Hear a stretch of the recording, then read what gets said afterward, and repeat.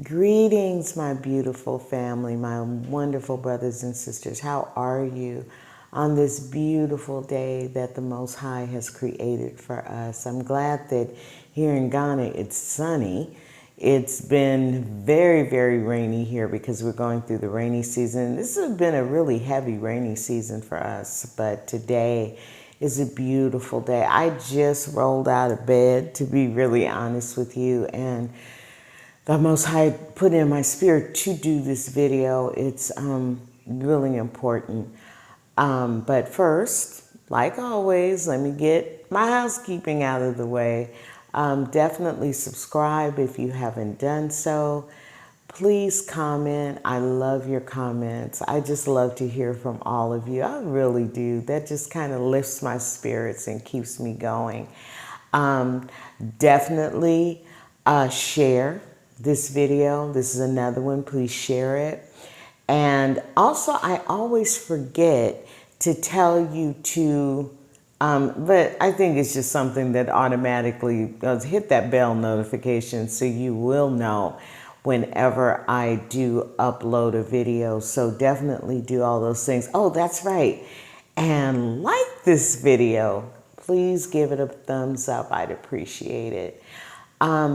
I want to just kind of start by saying that my heart is a little heavy right now because I lost a very, very dear friend of mine. She was like a little sister slash daughter.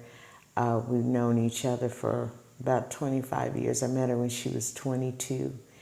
And she just passed away at 47 unexpectedly. And so as you know, I'm almost 65. And she just passed away at 47. So she was a lot younger than me, but we shared so much together. We just saw each other through hard times.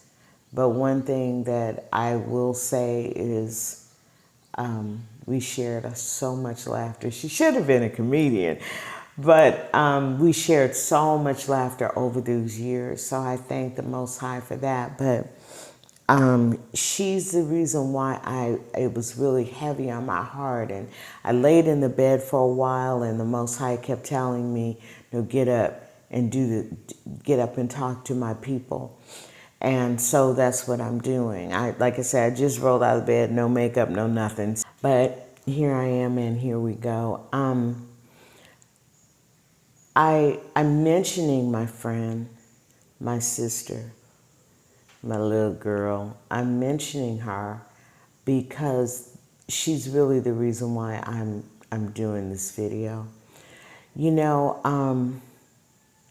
some of us, and some of you, I should say, or us, we have a tendency to hear the voice of the Most High, but we kind of want to do things kind of in our own timing.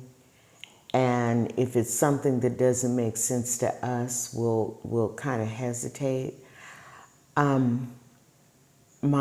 friend, I used to talk to her. She didn't understand why Nye and I moved here to Ghana. She didn't understand it at all. And I remember about a year ago, I was talking to her, and she was telling me that, no, I was mentioning to her, I'm sorry, I'm kind of a little scattered because I'm really grieving right now. I told her that I wanted some glazed donuts because I love glazed donuts, okay? And I can't get them here. A lot of times you have to make your own stuff here, but you can't get them here. They sell donuts, but it's like sugar donuts and that kind of thing. But anyway, I told her that I really wanted some glazed donuts. And she, just said to me and asked me, why don't you just, Felicia, why don't you just get some? And I told her that I have never been able to find them here. And she just paused and she said, Alicia, why did you move to Ghana? It just doesn't make any sense. Why would you even move there? And I've tried, on past occasions, I tried to explain to her why we moved here and that the Holy Spirit told us to come. And she just never understood. I remember when COVID was going on, she was telling me, everything off the shelves, all the toilet paper, all of this is gone, and what have you. And I told her, well, it's not, really like that here. And she said, don't worry, it's going to get like that there too. And sure enough, it did not. We really didn't have, COVID didn't hit here that hard. It really, really didn't. And then, we were talking one other time and she was like, well, you can't run from, whatever's going to happen. People are just running away. And I let her know that I'm not running. I'm following what it is that the Most High told me to do. So that's not running, but I'm also looking at scripture and at prophecy. And she believed, she loved the Lord. She really did. She loved the Lord. She's been in church ever since she was a little girl. And we were in churches together, she and I. And, these are the things that she would say to me, not meaning any harm, but that's just the way that she felt. And it's so funny to me how people can read the word, but not really absorb different things that's in the word. And it's probably because, some of us are so used to traditional church and these types of things are not being taught. They're just not. And she was a traditional church goer. So in her later years, she stopped going to church because she kind of saw the nonsense, but she didn't get this part of it. She just didn't. I'm touching my Bible. That's what I'm hitting right now. She didn't get really what's going to take place in these last days. She didn't really get that. She felt like, well, you just don't run. You just, okay, but if the word is telling you to flee, if the word is telling you to come out of her, then that's what you should do. So anyway, I said all that to say this. I'm telling you about her just to say this. I spoke to her about a month ago, and she had contracted COVID, and she was dealing with the effects of COVID. She had recovered, but she was dealing with the side effects of COVID. And she hadn't taken the jab or anything like that because she didn't believe in that. But she was suffering so much. She couldn't sleep. She would call me at times and she should have been asleep in bed. She would call me here and I'm like, why are you awake? And she would just tell me, I can't sleep. Her joints were very sore. And she had other side effects from that. She was taking medication. And so about a month ago, she called me and she told me that they discovered that she had stage 4 cancer. And I was in disbelief and so was she, because she had been tested many times because she was dealing with the after effects of COVID. And nothing came up. Nothing surfaced in terms of cancer. And through blood tests, urine, whatever she was going through, whatever tests they gave her, this never came up. But she said, I have stage 4 cancer. They said I have stage 4 cancer. And I said, you know what? I don't receive that, because it doesn't make any sense that there was no detection of that prior to her being given that diagnosis. And she said she didn't believe it either. She was like, I don't receive that. I rebuke it right now. And we prayed together, and I didn't even really think about it anymore, because I was like, they would have discovered that. Excuse me. Well, last Wednesday or Tuesday, I got a message from her daughter telling me that she was in the hospital and her organs were shutting down. And it was like a cannonball hit me. I mean, right between the eyes, or should I say right in my gut.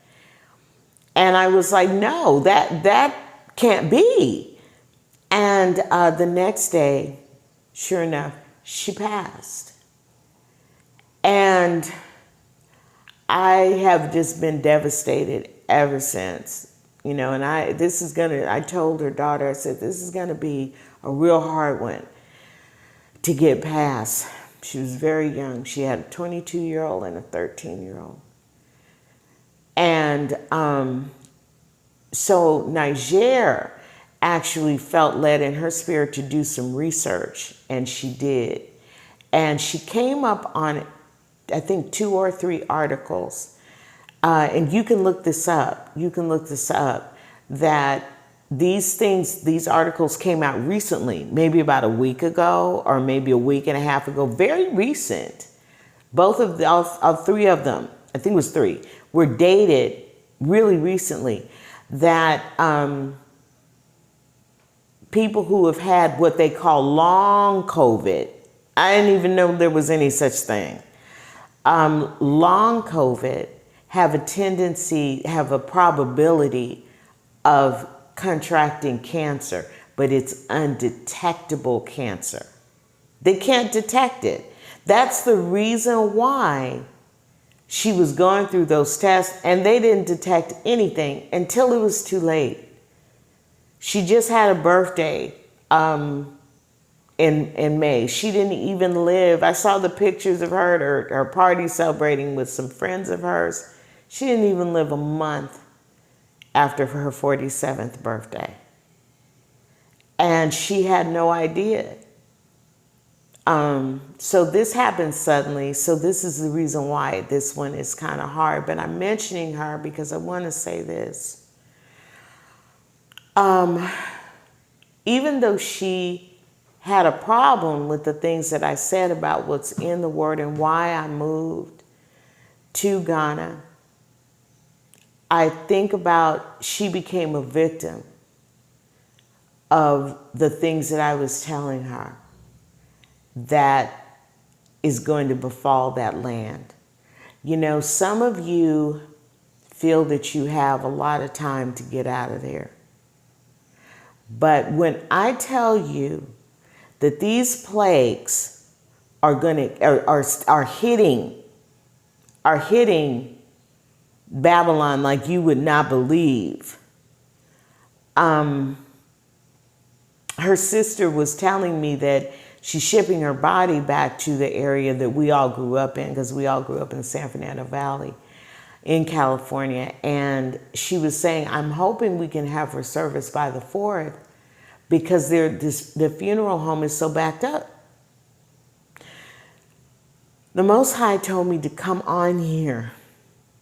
That's why he got me out of bed. I didn't even put on any makeup. I just put on some earrings, got before you. Comb my hair, got before you. It's not what you think in terms of time.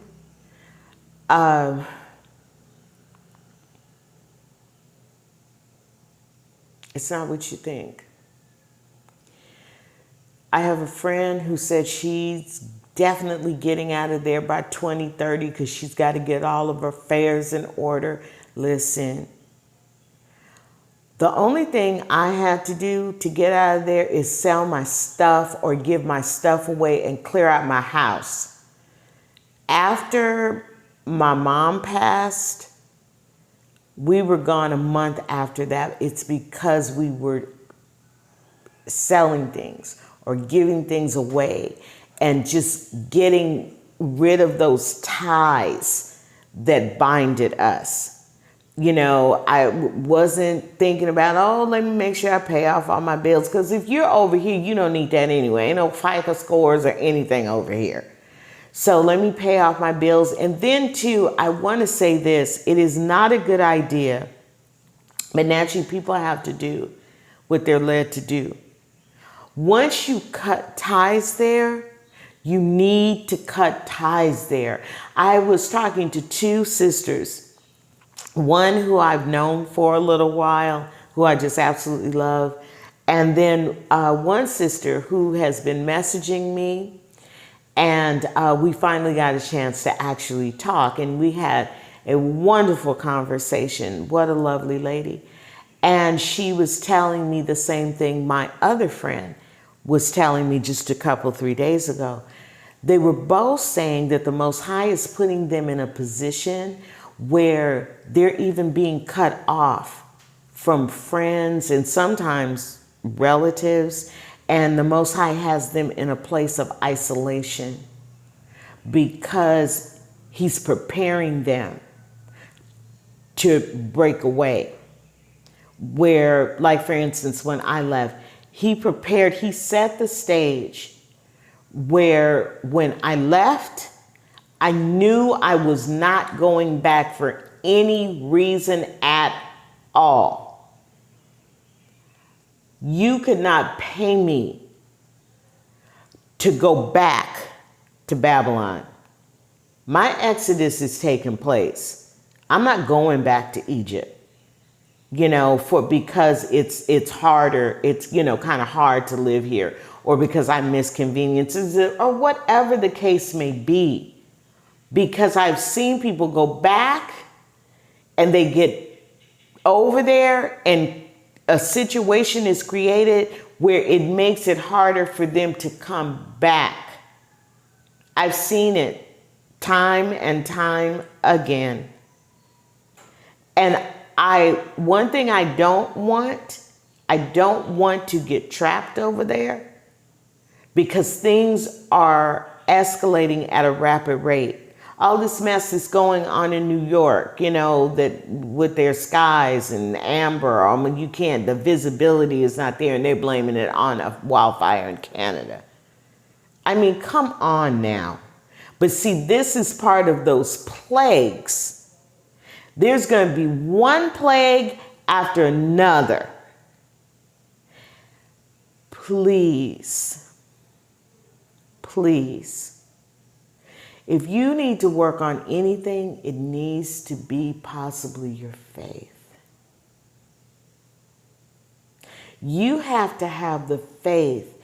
You have to have faith in Father that you're going to be all right. It only makes sense if you're being obedient to Him. I was speaking to a couple that they're getting here on the 19th with their family, with their young children. And, excuse me, through Diaspora HQ, my coalition, we're working with whoever we need to work with to get things set up for them to come to have that soft landing here. And I want to say to you, Brandon and Pamela, I'm looking forward to meeting you. I'm looking forward to seeing you. I'm glad you're coming out. Another young man, I'll just call him Locks. He let me know that he would be here on the 31st of July. And I have been getting emails, quite a few emails actually, from people that are saying, will be here. I bought my ticket. I'm coming in September. I'm coming in December. I'm coming, in October.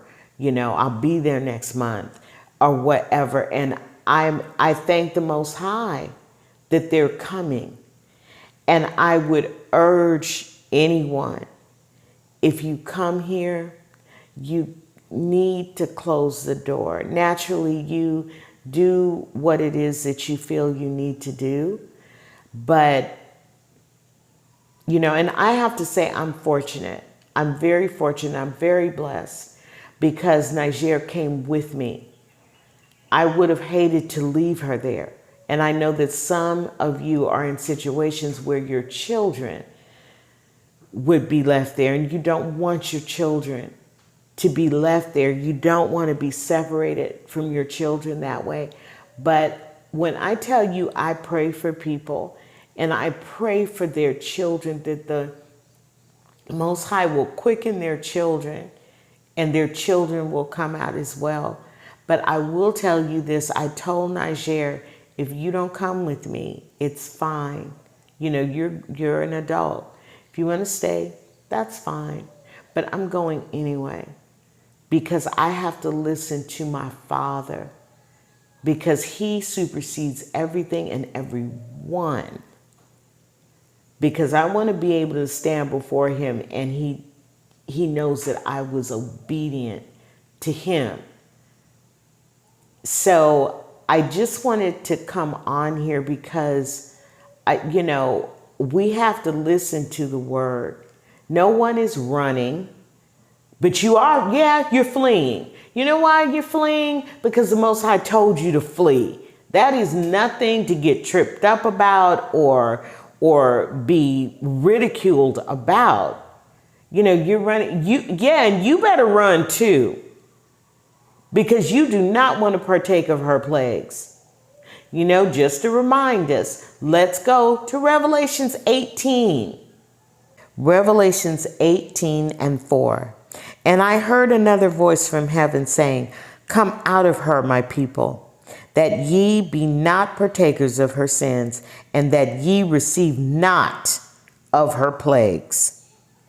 For her sin hath reached unto heaven, and God hath remembered her iniquities. Reward her even as she rewarded you, and double unto her, double according to her works, in the cup which she hath filled full to her double. How much she hath glorified herself and lived deliciously, so many torment and sorrow give her.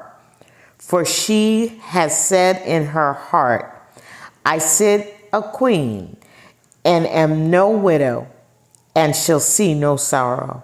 Therefore shall her plagues come to her in one day, death and mourning and famine, and she shall be utterly burned with fire.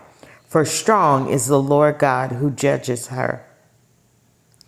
And the kings of the earth who have committed fornication and lived deliciously with her shall bewail her and lament for her when they shall see the smoke of her burning." This brings me to Psalms 137. By the rivers of Babylon, there we sat down, yea, we wept when we remembered Zion, because we're the children of Israel, so we would remember Zion. We hanged our harps upon the willows in the midst thereof. And if you do some research, find out where willows are located. They're not located everywhere. For there they that carried us away captive required of us a song, those old Negro spirituals.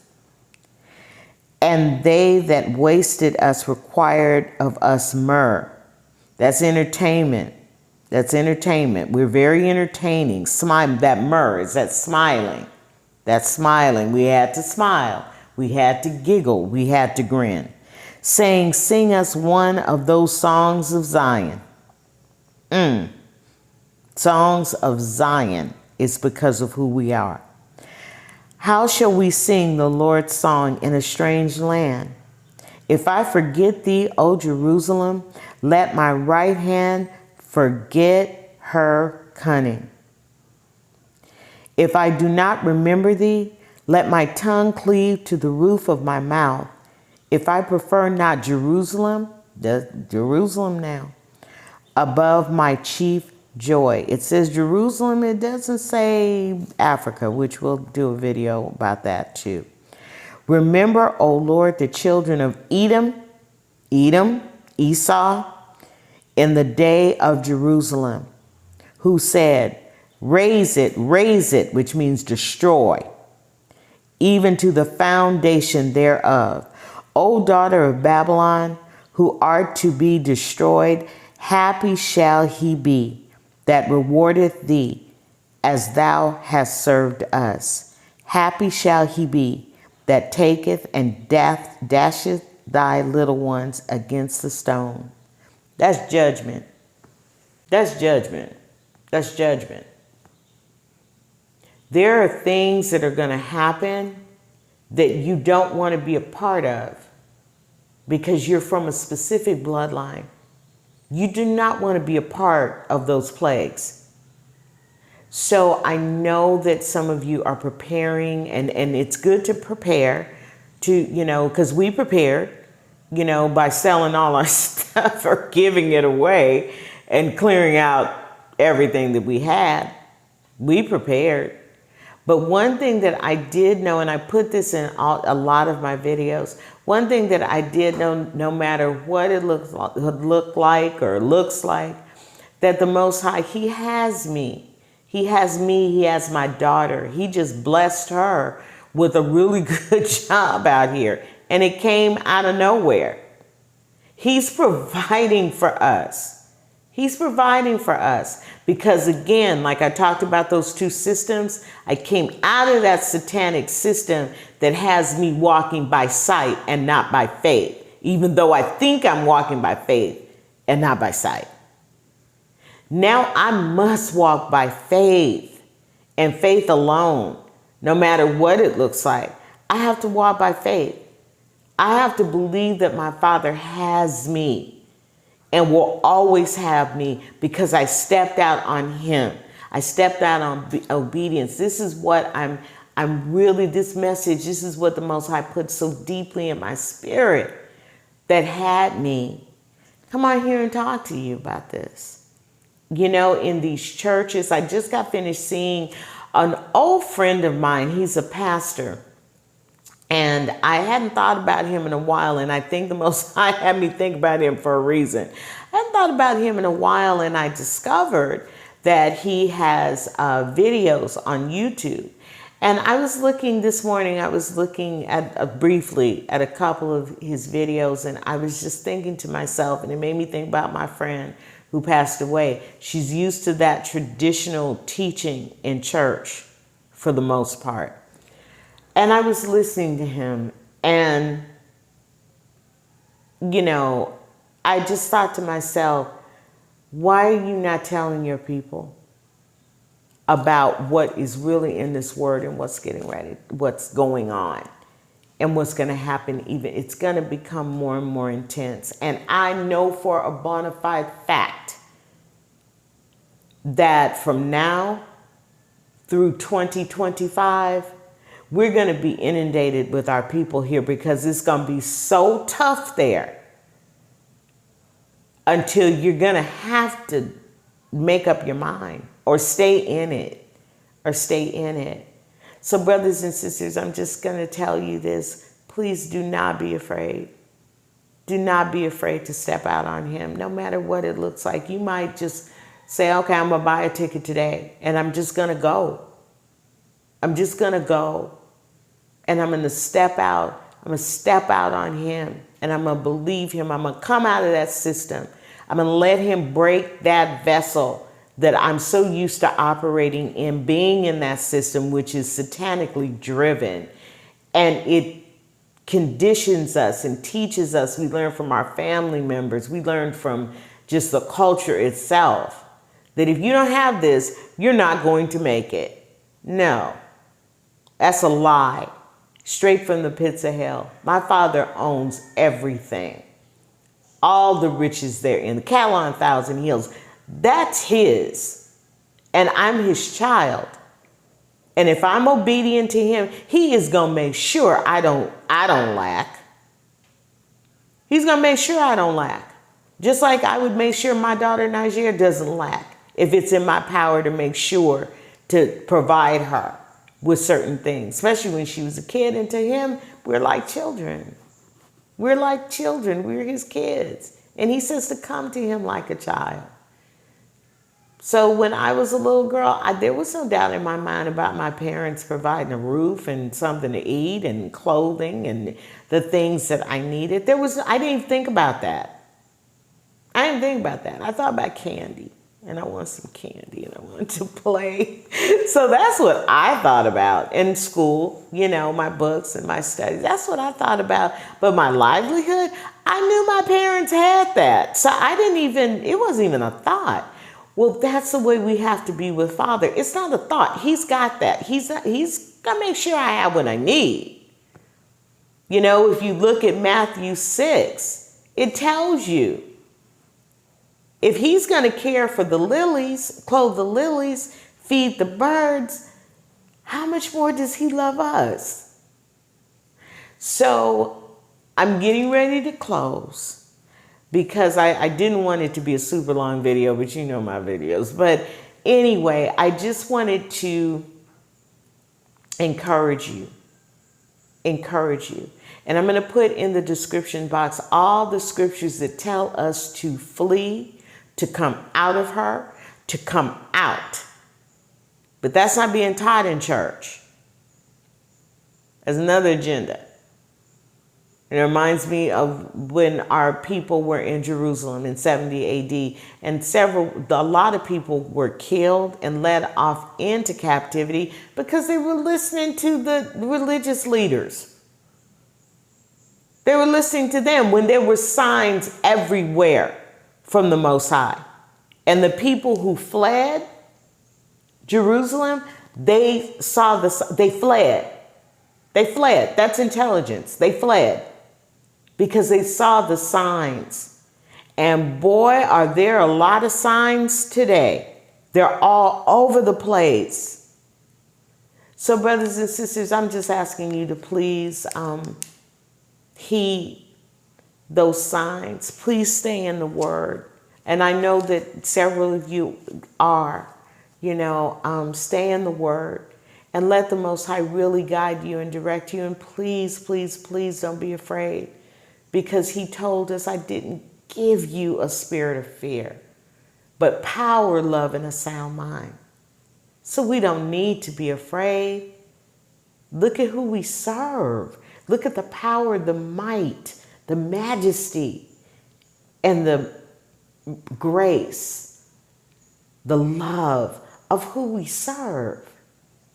So we don't need to be afraid. We don't need to be afraid. All right, brothers and sisters, thank you so much for giving me a chance to just kind of get this off my chest. And again, please subscribe if you haven't subscribed. Leave a comment, share this video, and hit that like button and give me a like if you like anything that was said. And those of you who are coming, boy, am I looking forward to seeing your beautiful faces. I really am. I really am. So until the next time, love you. Bye.